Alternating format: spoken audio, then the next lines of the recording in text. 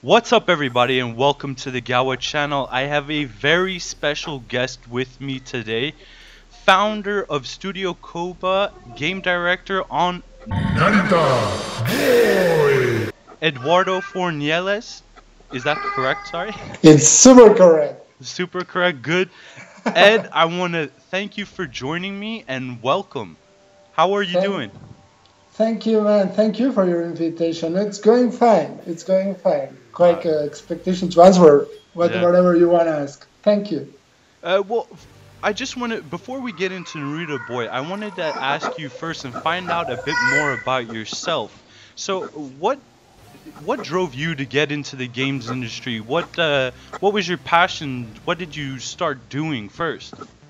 Well, I'm from basis. I'm illustrator. I'm concept artist. I came from the draws, and I was working in the animation in Spain for many years, for advertisement, making storyboards, and suddenly I started working a little bit in Barcelona, like few years ago in the video games, like in little indie companies. Then I went to Tokyo because I was living there with my wife, and then I decided to change the animation and animation and storytelling. Instead of doing that, I decided to make games because it's something I will always love to play, and I thought it's something I could make it. Then I started working for a French company in Tokyo.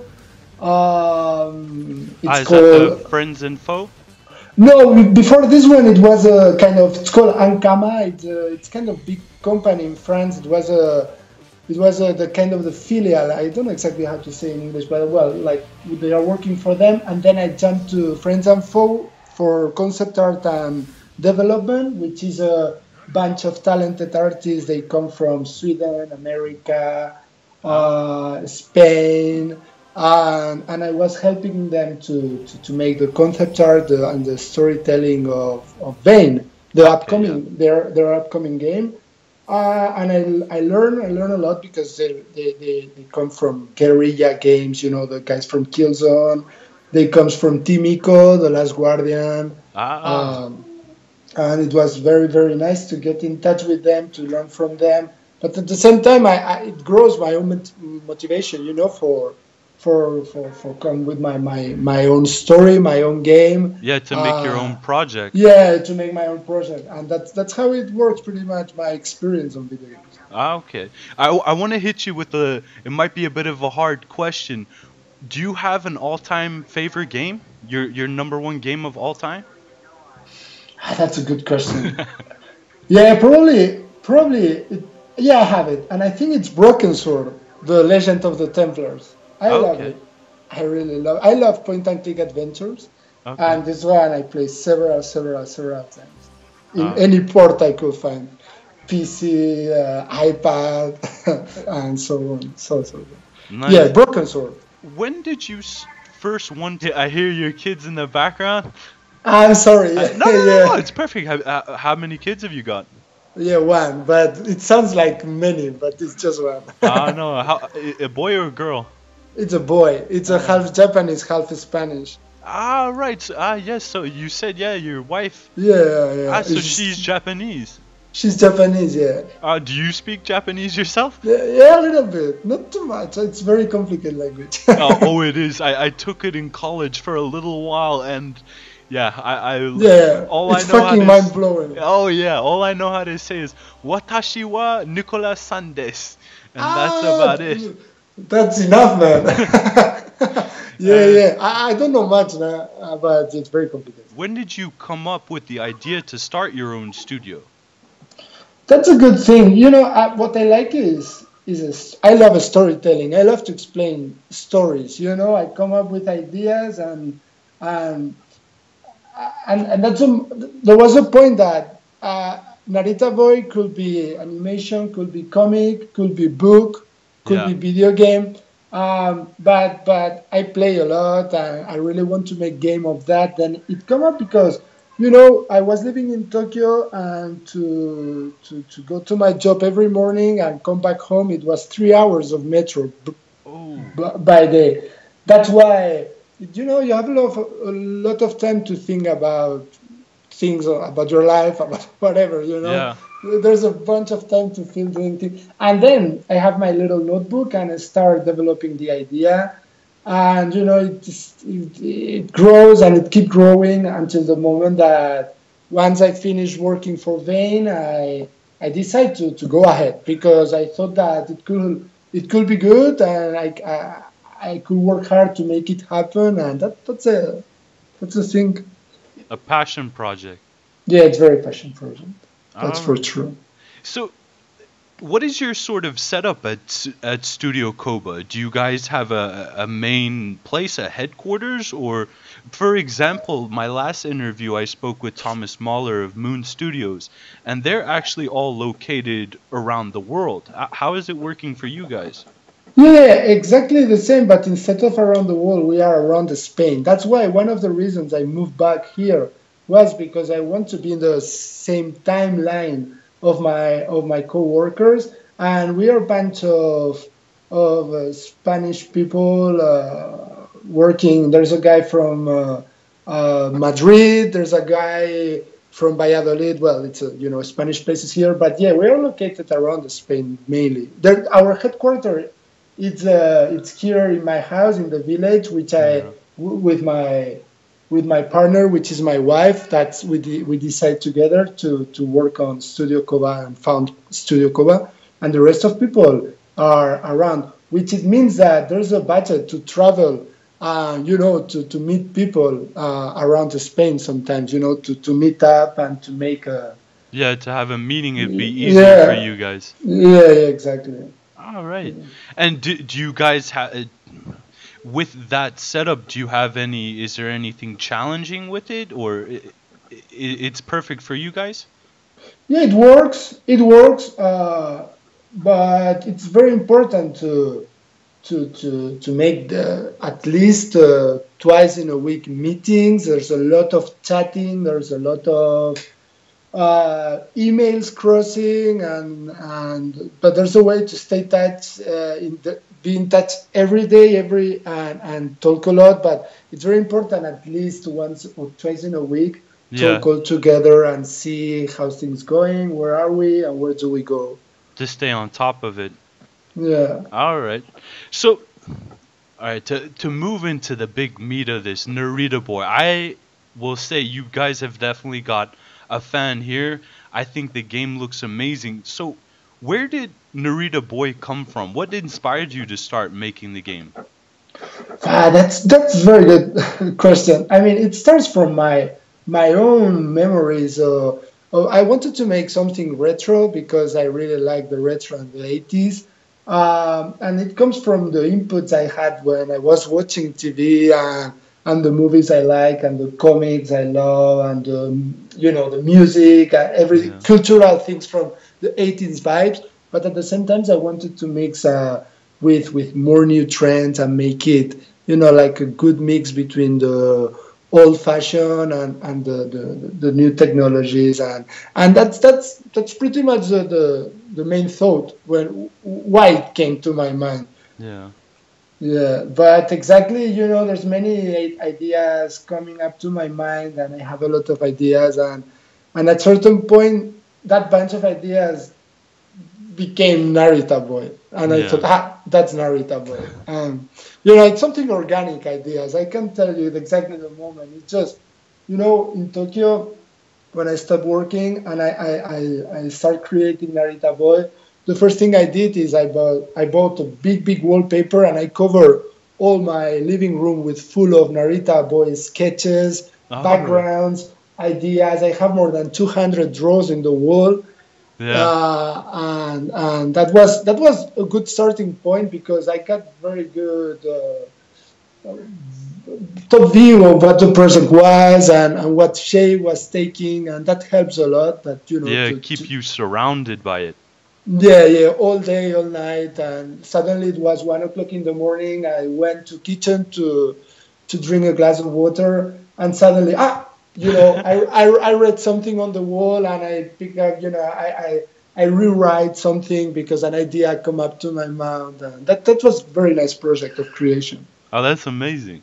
Yeah, So, thank you. d can you give me a bit of an idea of what Narita Boy will come out to be? What type of game will it be? Yeah, we will love that Narita Boy becomes a exploration game. It's a hard emphasis in a story-driven exploration game with hack and slash action moments. But pretty much this is the mix with a Yeah, pixel shape, but we have to find a good mix between exploration and action. And the most important is the story driven. It's the storytelling in there. It's very important to progress in the game in order to know more about why you are there, what are your goal, and so on. There's a lot of plot and a lot of arcs yeah, that you will find, and that's I think the big thing of Narita Boy, the big part of it. yeah. And uh, j the development of Narita Boy, how do you see how do you see it going? Like the Well, animation and whatnot, is it quite a difficult challenge? Quite a difficult task? I mean, animation and art. That's my thing, and I like to do it. And for me, that's not big. I mean, it's a how to say it. It's kind of complicated, but I feel confident and I can make it. For me, the big the big the tough thing here. It's like. We have to come up. We have to make that Narita Boy looks and feels and play as awesome as the trailer Yeah, was. And for me, it's a big challenge because there's a lot of iteration. There's a lot of game design. There's a lot of development in there. And that's for me because it's not my field. It's when but the art and the animation and the storytelling is something I feel very confident. Even if it's a challenge, yeah. I think I can handle. Oh, good. The game seems like it's a game after my own heart, that's for sure. And Thank you. for the Kickstarter you guys have gotten a successful Kickstarter. What's your experience been with that? How did you feel when first putting up Narita Boy on Kickstarter and the eventual success that you guys had? Yeah, that's amazing because at the beginning I knew Kickstarter, I backed some projects in the past, but you never know how it's gonna be. It's kind of lucky number sometimes, that it rocks or just nobody cares about that and you just drawn. But when we released Narita Boy, the first trailer, and suddenly we felt the rest kind of hype, and suddenly medias start talking about Narita Boy. Yeah. We felt wow, we have something here. There's that we couldn't. I mean, I really wanted it happen, but you never know until it Yeah. happened. And I felt very good, and until we learn a lot because I think that I believe the good thing of Kickstarter, even it's not the easy path, but at the same time, your project it's overexposed in front of so many people, and you receive a lot of feedback, and that's something that it's very good for your project because you learn what people like and what people didn't like, what they are not liking, and that's something we write down and we took note, but because it's very valuable information for us, and that's something Kickstarter brought, and also it brought a lot of covering. I mean, we was suddenly in many medias and many people knew about us, and that's very nice for us. From now, like we are working knowing that there's a lot of people who cares about Narita Boys and they are waiting, and that's very nice. Thank Yeah. you, Kickstarter. Yeah. A lot of new fans. Yeah, that's amazing. Is it too soon to ask? Do you guys have any plans for after Narita Boy, or do you have a vision for Studio Koba in the future?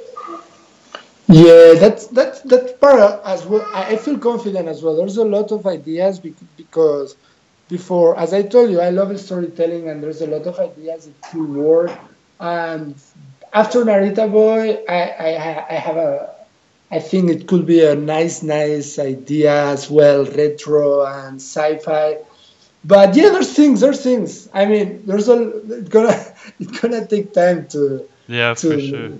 But yeah. I mean, we are here for, for we want to stay, and we're gonna remain, and we're gonna grow in the industry, and we are very motivated for that, and we have tools for make it real, and yeah, Yeah. we are very optimistic for the future of Koba, Ah, actually. sounds good. Do you see Narita Boy as a franchise, something that you guys could push, maybe do a sequel to?